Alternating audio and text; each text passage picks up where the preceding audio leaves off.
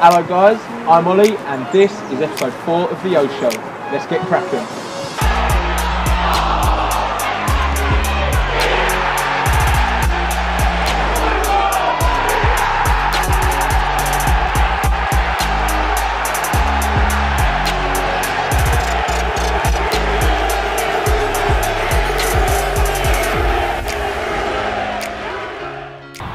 So, we have an absolute belter of an episode lined up for you today here at the Orient Training Ground. We'll be having a little chat with Josh Koroma later. We'll also be talking to Joe Widdowson and James Dayton, finding out a bit more about them. Also looking towards Saturday's game at Gateshead with Danny Webb. So, here we go. So, it is that time of the week again where we take a look through your social media, see what's been going on in the Orient world throughout the week. And we're starting off with a pretty big one here. Our saviour, Nigel Travis, says, just join Twitter. I'll be sharing the inside scoop of my life and all things Dunkin' Donuts, Baskin Robbins and Leyton Orient FC. And that is at Nigel Travis. Nigel, it's wicked to have you on Twitter finally. Hopefully see that blue tick against your name sometime soon. Make sure you give them a follow. So, taking a look at our sponsors, Dream Team. They released a documentary this week which looks at Leyton Orient's time before Teague and Travis. And at C Bellamy 80A said, never mind the Man City documentary, this is a documentary about football at its very worst and very best for lower league clubs. Proud to support at Leyton Orient FC. Hashtag come on you O's. Hashtag LOFC. And it is an absolute cracking documentary. Make sure you do give it a watch from Dream Team. There's some great work there. Got a great tweet here from at I am Adam Dudley. He was asked to name a more iconic trio than the three Kardashians, and he said at long live Josh Koroma 11, at James Brophy 94 and at James Dayton 10. I'm not sure they've got the same fame as the Kardashians, but they're certainly as iconic. Top tweet, Adam. And so, last but not least, in this week's roundup of your social media, we've got the Leyton Orient's women's team at Orient WFC. They say, good to get our first 3 points with a 1-0 victory against a battling Luton Town ladies side. So, top stuff there. And make sure you follow at Orient WFC to keep up to date with all the women's team news and updates. Right, so here I am with Joe Widdowson and James Dayton. Lovely to have you guys. I'm going to be asking them a series of questions similar to episode 1, where they're either going to put up him if they think it's the other person, or me if they think it's them. Alright, you good to go, boys? Yeah. Alright, so start off nice and easy. Who wears the most shocking gear? Is it both him? Him. I'm double-breasted, mate. No, you do move like pretty suave. No, to be fair, but you're not bad either.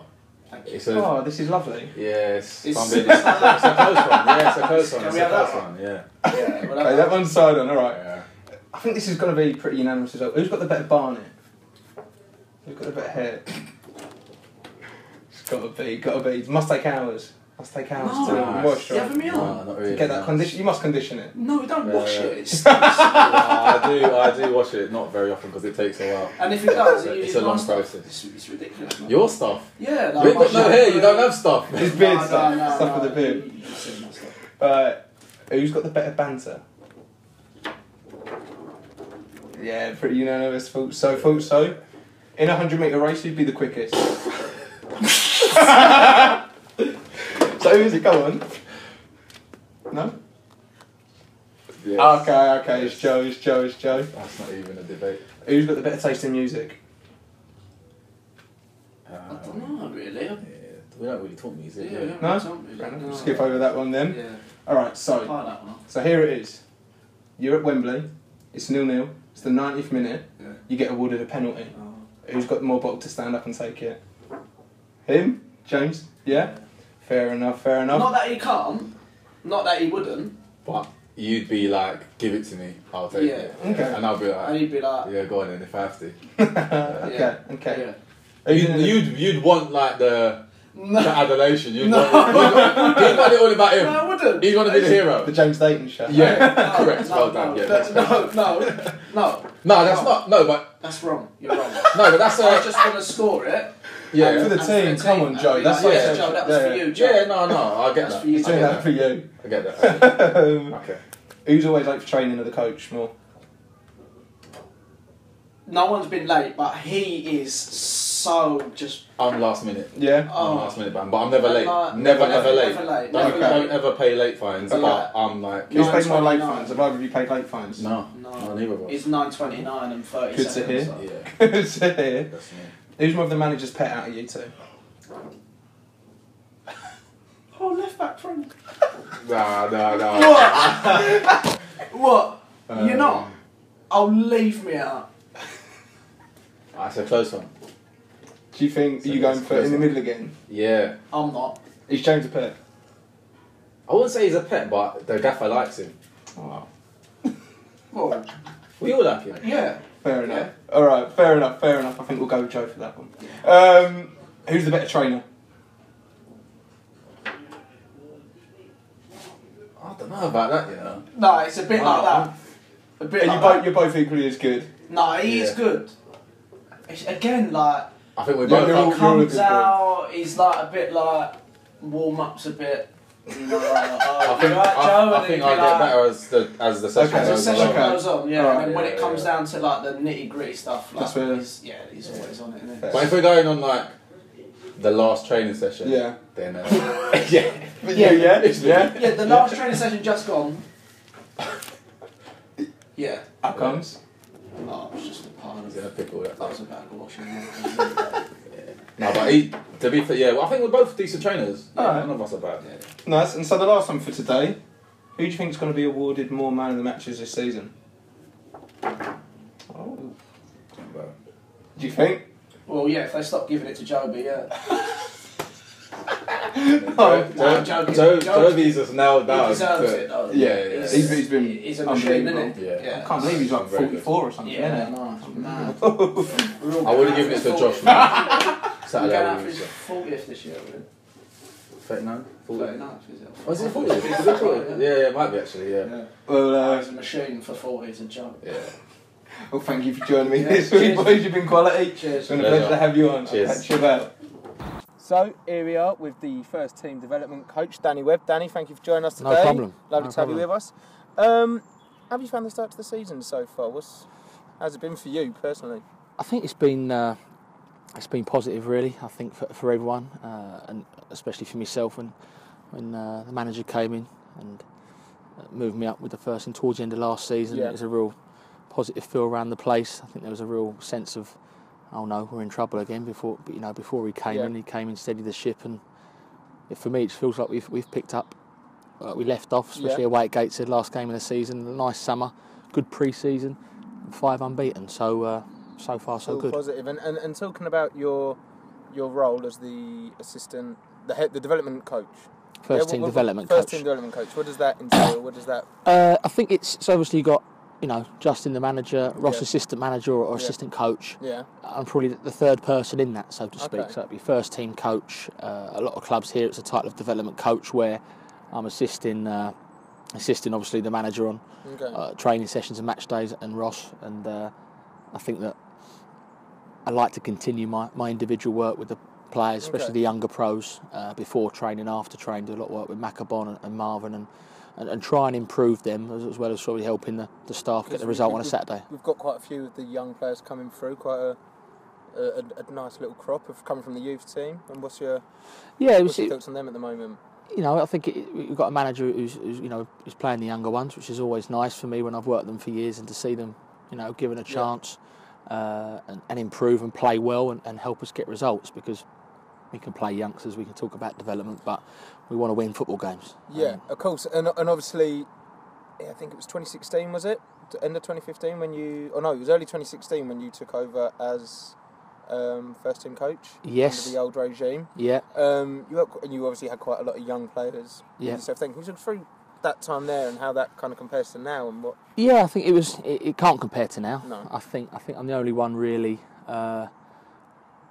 Definitely on the sort of coaching staff that was hit around at that Yeah. period, and you can try and explain it to people, but it's unless you were here at Sugar at the training ground day in day out, it's very hard to understand what it was like. For me personally, I spent a couple of years witnessing that regime as like the third coach, first assistant manager for a bit, and just felt that it was not down, but you could sense that regime was reaching its own end. It was hanging itself. And the only way forward was to give some of our young talent a chance. And how did that actually come about? I don't know how much detail you can go into, but how did that come about? You stepping up to first team coach?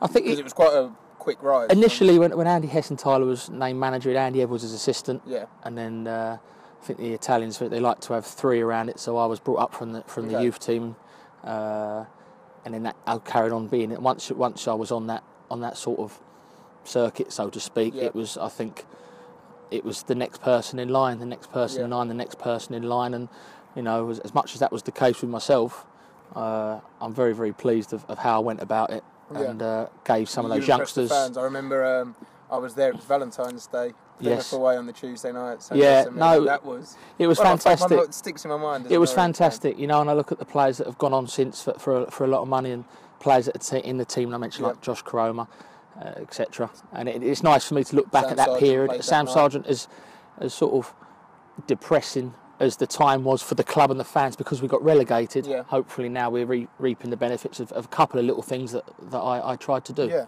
So, I'm joined here in the boom today by Josh Koroma. Josh, nice to have you with us today. Thank you very much for joining. Josh, you've been in pretty good form really since kind of Justin took over last November. You've been scoring pretty prolifically. You know, you had a very good pre-season out in Portugal. Talk us through kind of how you've been feeling, what's been going on. Yeah, at the moment I'm feeling quite sharp. Since the gaffer's come in, like, he's kind of helped me a lot. He spoke to me, taught me a few things, how to improve my game. So yeah, I'm just trying to stay sharp, and the goals were coming the more I was playing. So yeah, pre-season was good. Portugal, hard workout. Yeah, got a few goals. What was it Justin did? Is there anything you can explain to us? What did he do to? What did he say to you? Kind of just like put an arm around me, gave me confidence, like just kind of told me to be myself. Like, yeah. That's cool. That's cool, because you had a pretty good start to the season so far as well. You got your first goal against Maidstone last Tuesday. You know, I don't know if you saw the video on Twitter. There was about 3 minutes of you just ripping apart the Boreham Wood defenders. Have you seen that? Yeah. How do you think the season's gone so far for you? 5-6 games. Personally, I think it's gone quite well. Started at Salford, didn't play the best, should have scored, but we got a good point to be fair. Then the other 2 games, I thought I'd done well when I come on, and obviously started at Maidstone, got a goal, played well against Boreham Wood. So yeah, the start of the season's gone pretty well. First 3 games we got 3 draws, so we knew we was playing well, but we didn't get the wins. Then the last 2 games we got 2 wins, so yeah, pretty good start. And touching on that that Maidstone goal, would you say it was a high foot or a low head? Low head, 100%. Yeah. Definitely a low head. And something that's kind of been quite recognised from you, whenever you've scored, you've popped out a little celebration, a little dance. Talk us through some of that. What's been your favourite? I don't know. All Fortnite dances. Yeah. How many wins you got? A lot. Yeah, but I kind of get carried by the boys here. Yeah. Sarge is unbelievable. Granger is very good. So yeah, they get most of my wins for me, to be fair. Playing in the squad. Yeah. Top stuff. You've been deployed kind of since Edinburgh came in. You've been deployed in some different positions. You've played up top. You've been put out to the wing. Yourself personally, where do you feel you're best utilised? Where do you think you can? I don't really know. A few people's asked me that same question, and like my only reply really is like, as long as I'm playing, I don't really mind out wide or up front. So yeah, I'm not sure myself, to be fair. Fair enough. That's top stuff. And you must have some goals set for yourself over the course of the season. Have you got any targets or? Yeah, everyone what are your expectations does. For the season? Yeah, hopefully promotion. Okay. First and foremost, play as many games as possible, and hopefully can get maybe 10 goals, 15 goals, and a handful of assists. Yeah. Nice. And any thoughts ahead of Gateshead at the weekend? You're looking forward to that? Yeah, we won their last game of the season, but also lost there in the trophy. In the trophy, so yeah, like time. That was hard game, mixed emotions there. So, but yeah, everyone's looking forward to it. We're playing well, so we're pretty confident. Well, that's top stuff, Josh. Well, thank you so much for joining us. You've been a pleasure to have on the show, and I'm sure we'll catch you about at some point. Thank you for joining us. Cheers. So that brings an end to the 4th episode of the O Show. Thanks for joining us. Also a massive thank you to Josh Koroma, James Dayton, Joe Widdowson and Danny Webb. And now, some very exciting news for you. We have a competition where you can be the winner of the 3rd Orient kit, the pink top, which will only be owned by you and Kent Teague at the moment. Keep your eyes peeled on our social media for the competition. And have a great week. Come on, you O's.